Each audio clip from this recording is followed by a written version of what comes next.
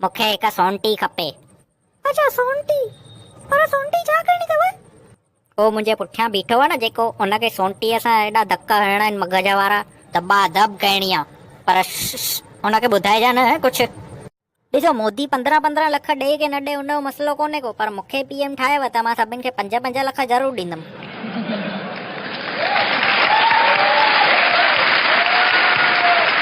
अलाड़े जूता त ॾाढा मस्तु पाता अथई, ब्रांडेड था लॻनि पिया। घणे वरिता अथई ॿुधाए त सही मूंखे। 20,000 आहिनि। छा ॻाल्हि थो करे पियो यार, 20,000? हीरा मोती जड़ियल आहिनि या अंदरि सोना आहिनि या? हाय मां उडी वञा हवा में, ऐं तव्हां हिते गरम गरम पकोड़नि जो मज़ो वठो, उहो बि अकेला।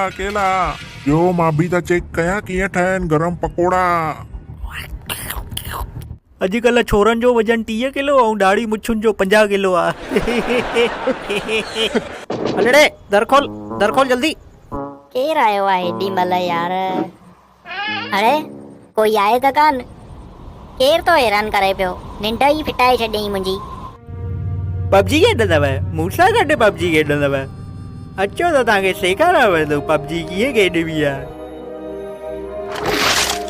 1 सेकंड में 100 जा 100 मरी वेंदव, सम्झव? अरे यार ॿुधाए न मूंखां कोई छोकिरी पटिजंदी की न? ॿुधाए न यार, ईअं छो थो करीं पियो मूंसां गॾु? सपने में बि न पटंदई तोखां कोई छोरी। वञ खीर पी करे सुम्ह पओ वञी करे। पक्को यकीन नहीं तुंहिंजो हथ 2.5 किलो आहे? 2 किलो हुजे त? ए पट मापे ॾिस मुंहिंजे हथ जो वज़न। अगरि 100 ग्राम बि घटि निकितो त 1 लख रुपया इनाम ॾींदोमांइ तोखे। ॿुधाए त सही मूंखे कपिड़ा किथां वठी आई तूं? पेंटालून मां वरिता। छा थियो? छो भला? हरू भरी पैसनि जो पाणी करिणो आहे हाणे? हल बिल खण, सभु कपिड़ा वापसि ॾेई अचूं। पैसनि जो वण थोड़ी आहे पाण वटि। हेॾो सम्झाए थो, काई ॻाल्हि सम्झ ई कान थी।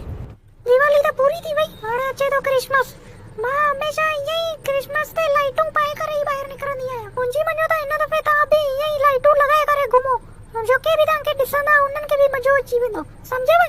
त पोइ तयार थी वञो लाइटुनि जे त्योहार लाइ। पहिरियों पंहिंजी चेन बंदि करण त सिख, शाहूकारी पोइ टोकजे, सम्झे? मूंखे बि अलाए कहिड़े कुते चक पातई जो मां हुन खां कोट वरितो भाड़े ते।